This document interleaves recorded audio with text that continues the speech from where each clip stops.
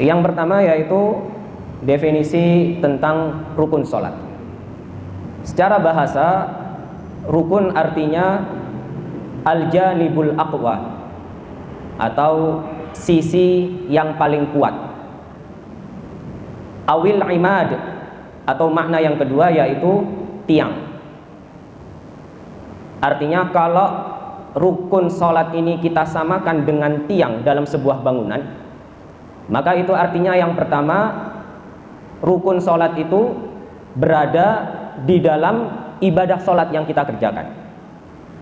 Sebagaimana tiang rumah niku tenjobone napa tenjerone di dalamnya. Bedanya dengan syarat sahnya sholat, kalau syarat sahnya sholat ini adalah perkara-perkara yang berada di luar sholat dan kita kerjakan sebelum sholat itu kita kerjakan.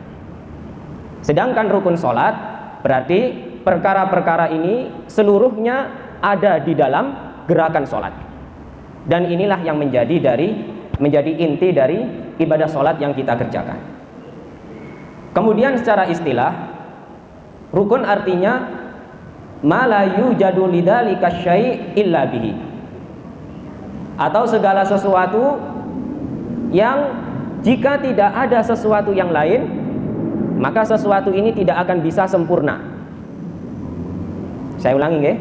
Jadi rukun sholat artinya segala sesuatu yang jika tidak ada sesuatu yang lain, maka sesuatu ini tidak akan sempurna. Sebagaimana sholat, kalau tidak dikerjakan rukun-rukunnya, maka sholatnya sah nopo batal? Sah nopo batal? Batal. Karena memang rukun sholat ini adalah inti dari gerakan sholat yang kita kerjakan. Sedangkan makna rukun sholat secara istilah, ma tatarakkabu fihi mahiyatus shalah wala tasihhu biduniha, yaitu apa-apa yang menjadi inti dari ibadah sholat, wala tasihhu biduniha, dan sholat itu tidak akan sah jika rukunnya itu tidak dikerjakan. Maka Bapak Ibu yang dirahmati Allah, jika kita lupa mengerjakan salah satu rukun sholat, poin yang pertama, jika kita ingat bahwasanya kita lupa terhadap salah satu rukun sholat dan kita ingat sebelum rakaat yang selanjutnya, maka kita wajib kembali ke posisi rukun yang tertinggal ditambah melakukan sujud sahwi sebelum salam. Misal panjenengan rakaat pertama lupa membaca surat Al-Fatihah. Kemudian ketika itu jenengan ingat pada waktu posisi sujud, maka sebelum beranjak ke rakaat yang berikutnya, jenengan dianjurkan untuk kembali lagi berdiri untuk memperbaiki rakaat yang pertama yang kurang bacaan Al-Fatihah di dalamnya. Lalu setelah dikerjakan 3 rakaat selanjutnya sampai rakaat yang keempat, sebelum salam jenengan kerjakan sujud sahwi. Kemudian poin yang kedua, jika ingat setelah rakaat berikutnya dan rukun yang sama, artinya jenengan tadi lupa membaca surat Al-Fatihah, tapi ternyata baru ingat di waktu rakaat yang kedua atau bahkan rakaat yang ketiga baru eling, loh iya mau rakaat pertama aku lali dorong maca Al-Fatihah. Maka dalam kaitannya ini sholatnya tetap dilanjut dengan menambah 1 rakaat. Jadi jenengan selesaikan mawon, tidak usah mundur kembali ke rakaat yang pertama, tapi diselesaikan 4 rakaat, tapi kemudian ditambah 1 rakaat lagi. Dan di akhir sholat sebelum salam ditambah dengan sujud sahwi. Kenapa kita harus menambah 1 rakaat lagi? Karena satu rakaat yang tertinggal di dalamnya 1 rukun sholat, maka rakaat tersebut dianggap batal dan harus diganti dengan rakaat yang baru. Bedanya ketika kita ini lupa mengerjakan wajib sholat, jadi ada rukun sholat, ada wajib sholat, ada sunnah sholat. Bedanya kalau misalnya jenengan lupa mengerjakan wajib sholat, contohnya tasyahud awal, jenengan rakaat kedua lupa mengerjakan tasyahud awal, langsung berdiri ke rakaat ketiga. Dan ketika mengerjakan rakaat ketiga ini membaca Al-Fatihah, jenengan ingat belum tasyahud awal, maka silakan kembali duduk untuk mengerjakan tasyahud awal, lalu di akhir sholat tidak perlu ditambah sujud sahwi. Nah, itu bedanya. Jadi kalau kita meninggalkan rukun sholat, rokaatnya diperbaiki ditambah sujud sahwi. Tapi kalau wajib sholat yang ditinggalkan, hanya perlu diperbaiki rukunnya, diperbaiki wajib sholatnya, diperbaiki rokaatnya, tapi tidak perlu ditambah sujud sahwi. Yang ketiga, kalau seandainya kita ini baru ingat setelah salam, ya, baru ingat setelah salam, maka ada dua kondisi. Yang pertama, kalau ingatnya dalam waktu dekat, misalnya sedang zikir, jenengan ingat tadi belum membaca surat Al-Fatihah, maka langsung berdiri dan menambah satu rokaat yang di dalamnya tidak dibacakan surat Al-Fatihah. Jadi tadi rokaat pertama lupa tidak membaca surat Al-Fatihah, pas zikir iling, maka silakan sholat lagi satu rokaat secara lengkap, secara sempurna, kemudian sebelum salam ditambah sujud sahwi. Tapi kalau seandainya ternyata ingatnya sudah lama, Pak, ya, bahkan sampai masuk ke waktu sholat yang berikutnya, maka sholat yang pertama tadi, misalnya zuhur tadi, itu wajib diulangi lagi. Karena sholat panjenengan kalau ketinggalan satu rukun saja, maka hukumnya sudah batal.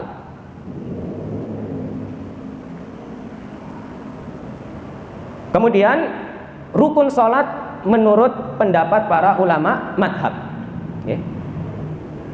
Kita lihat ada 15 rukun sholat. Dan kalau kita rinci, menurut madhab Hanafi, rukun sholat itu jumlahnya hanya 6 rukun saja. Takbiratul ihram, kemudian berdiri, membaca ayat Quran, ruku, sujud, dan duduk tasyahud akhir. 5 rukun. 5 rukun menurut madhab Hanafi. Sedangkan menurut madhab Maliki ada 14 rukun. Menurut madhab Syafi'i ada 14 rukun, dan menurut madhab Hambali juga ada 14 rukun. Jadi madhab Hanafi 6 rukun, madhab Maliki 13, madhab Syafi'i 14, dan madhab Hambali 13. Dari sekian rukun sholat ini, para jamaah sekalian, yang disepakati oleh para ulama madhab hanya 5 rukun saja. Jadi mereka hanya sepakat dalam 5 rukun saja.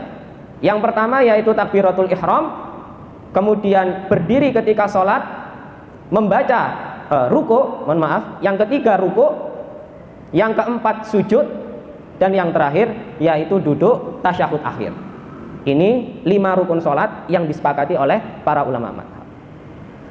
Sedangkan jumhur ulama, mayoritas ulama di luar madhab Hanafi, mereka semua sepakat terhadap rukun sholat kecuali satu rukun saja yang mereka berbeda pendapat, yaitu dalam masalah niat.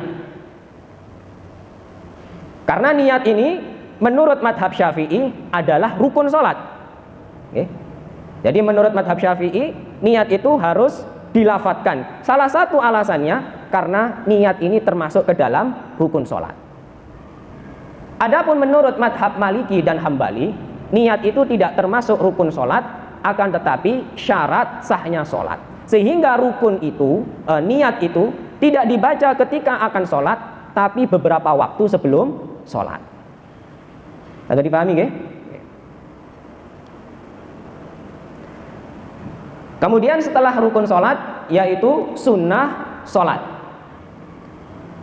Sunnah sholat artinya al-aqwalu wal af'alu fis sholat, segala perkataan dan perbuatan di dalam sholat, allati yusabu fa'iluha, yang mana yang mengerjakan akan diberikan pahala, wala yu'aqabu tarikuha, dan orang yang meninggalkan tidak diberikan dosa. Maka masalah sunnah sholat ini para ulama berbeda pendapat. Yang pertama, menurut madhab Hanafi, sunnah sholat itu ada 2, yaitu sunnah sendiri, dan yang kedua adalah adab. Apa yang dimaksud dengan sunnah? Sunnah menurut madhab Hanafi yaitu ma fa'alahu Rasulullah SAW bi tariqil muwaghabah, segala perbuatan atau sunnah yang dikerjakan oleh Rasulullah dengan penuh ketekunan. Artinya walaupun ibadah ini hukumnya sunnah, tapi jarang sekali ditinggalkan oleh Rasulullah. Salah satu contohnya yaitu at-ta'awud, mengucapkan a'udzubillahi minasyaitonir rajim. Kemudian juga takbiratur ruku' was sujud, membaca takbir ketika ruku' dan sujud. Sedangkan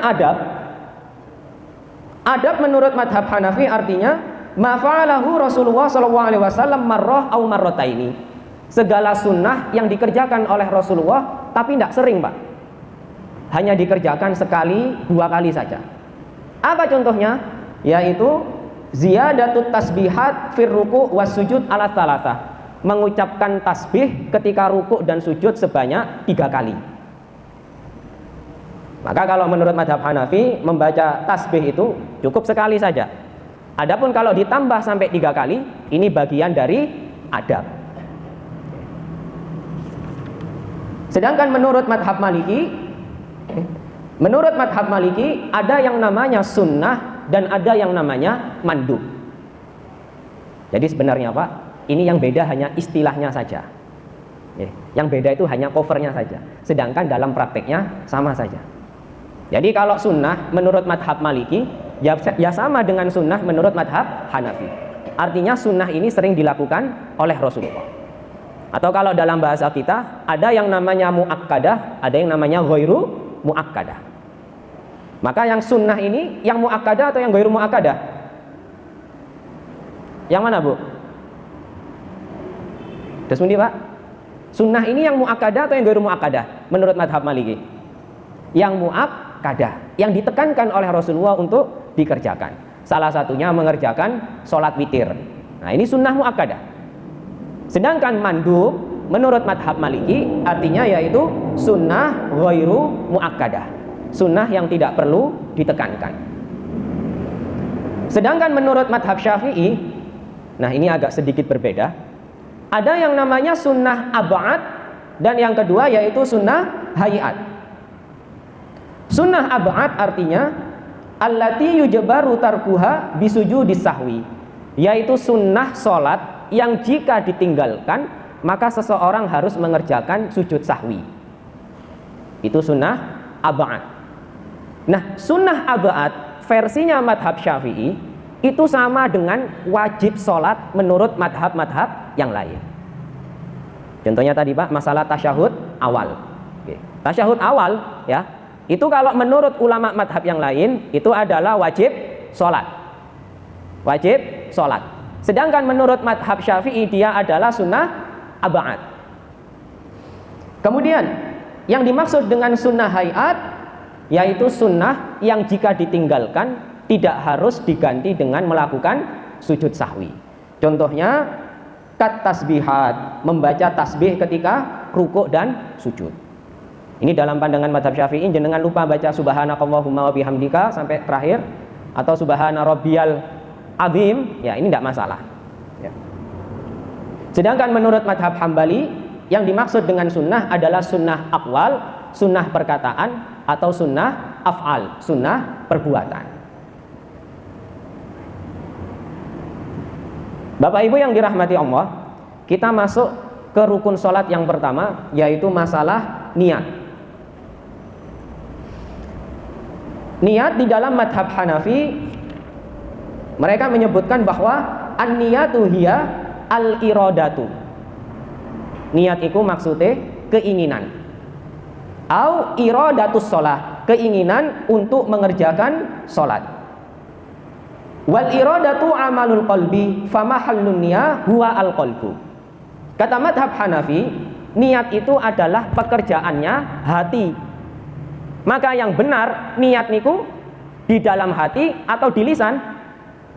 Di dalam hati. Karena memang niat ini nopo? Pekerjaannya hati. Wala yushtaratu dzikru bil lisan, dan tidak disyariatkan atau tidak disyaratkan mengucapkan niat itu dengan menggunakan lisan. Wa innama yustahabbu, akan tetapi hukumnya di dalam madhab Hanafi mengucapkan niat adalah mubah, dibolehkan. Kenapa dibolehkan?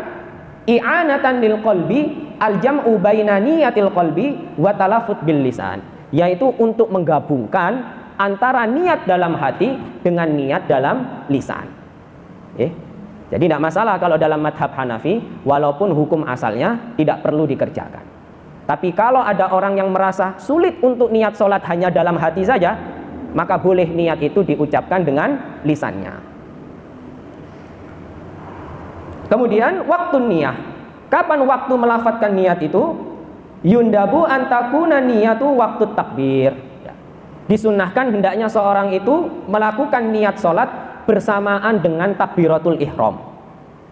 Ai muqaranan lahu wa yasihu indahum taqdimun niyah ala tahrima. Walaupun dalam madhab Hanafi itu dibolehkan, Pak, kalau seandainya niat sholat itu dikerjakan sebelum takbiratul ihram. Kinten-kinten, mana yang lebih sulit? Niat digabungkan dengan takbir atau niat mendahului takbir?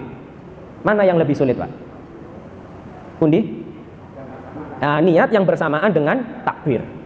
Makanya kata Al-Imam Al-Kasani, seorang ulama madhab Hanafi, inna taqdiman niyah ala tahrimah jaizun indana.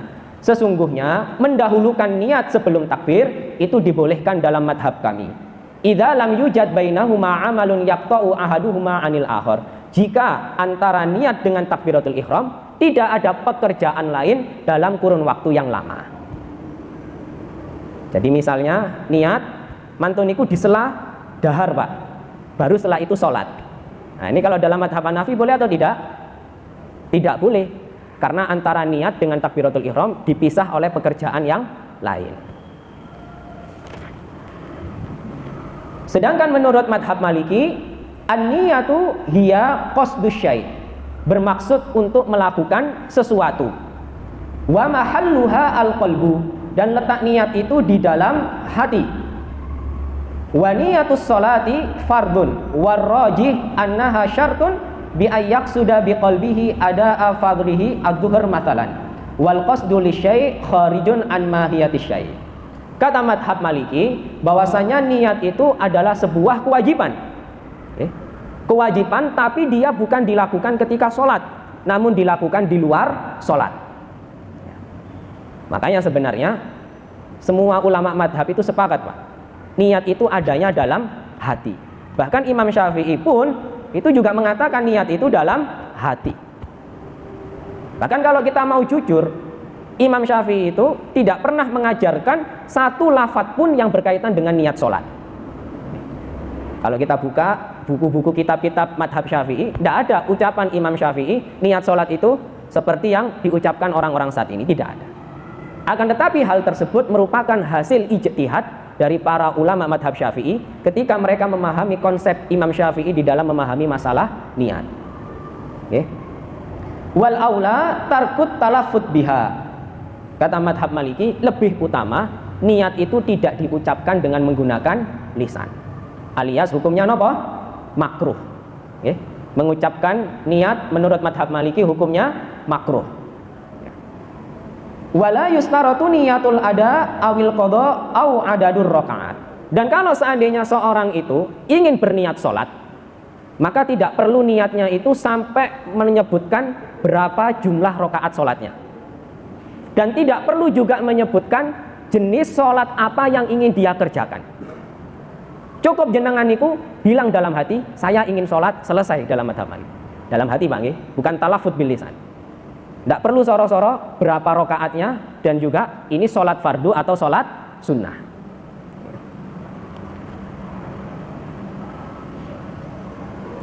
Kemudian pendapat yang ketiga adalah pendapatnya madhab Syafi'i.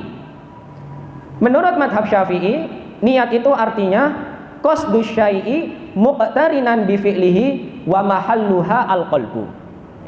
Jadi sama dengan madhab Maliki, niat itu artinya bermaksud mengerjakan sesuatu dan itu bebarengan dengan niat di dalam hati. Niat dalam lisan itu bebarengan dengan niat dalam hati. Wa yundabu an-nutqu biha qubailat takbir. Nah, disinilah yang disebutkan dalam madhab Syafi'i disunnahkan, disunnahkan untuk mengucapkan niat sebelum takbiratul ihram.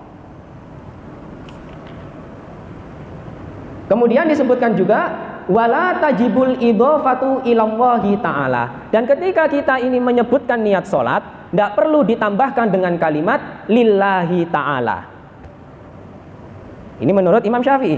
Li'annal ibadata la takunu illa lahu subhanahu wa ta'ala lakin tustahab. Jadi hukum mengucapkan lillahi subhanahu wa ta'ala di dalam niat ini bukan sunnah, tapi ini hukumnya adalah mubah. Wa yustahabbu niyatu istiqbalil qiblah wa adadur rakaat. Begitu juga tidak disunnahkan mengucapkan niat itu dengan menyebutkan jumlah rakaatnya dan menyebutkan menghadap kiblat. Bagaimana Pak niatnya biasanya? Misalnya usolli fardhu zuhri arba'a raka'atin mustaqbilal kiblati adaan lillahi ta'ala. Nah, kalau kita ini merujuk kepada madhab Syafi'i sendiri, menurut beliau niat sholat itu cukup berhenti usolli fardhu zuhri, selesai. Tidak perlu disebutkan arba'a raka'atin mustaqbilal kiblah adaan lillahi ta'ala, tidak perlu. Karena ini hukumnya mubah, yang sunnah adalah qasdu syai'i lis-shalah, bermaksud mengerjakan sholat. Dan yang terakhir, menurut madhab Hambali, niat itu artinya azmul qalbi ala fi'lil ibadati taqarruban ilallahi ta'ala, yaitu tekad hati untuk mengerjakan ibadah semata-mata untuk mendekatkan diri kepada Allah Subhanahu wa ta'ala. Wa mahalluha al-qalbu wujuban wal lisanu istihbaban. Niat itu menurut madhab Hambali hakikatnya dalam hati, tapi kalau ingin diucapkan dengan lisan maka hukumnya mubah atau dibolehkan. Maka Bapak Ibu yang dirahmati Allah, kalau kita buat tabel secara sederhana, kalau kita lihat waktu untuk berniat sholat, menurut madhab Hanafi, Maliki dan Hambali itu boleh dikerjakan sebelum sholat. Boleh dikerjakan sebelum sholat. Walaupun lebih afdolnya menurut mereka, niat sholat itu dikerjakan pas ketika takbiratul ihram. Sedangkan menurut madhab Syafi'i, niat sholat diucapkan beberapa saat sebelum takbiratul ihram. Sedangkan hukumnya, hukum melafatkan niat, dalam madhab Hanafi hukumnya adalah mubah, kemudian dalam madhab Maliki makruh, dalam madhab Syafi'i sunnah, dan dalam madhab Hambali sebagian mengucapkan mubah dan sebagian berpendapat makruh.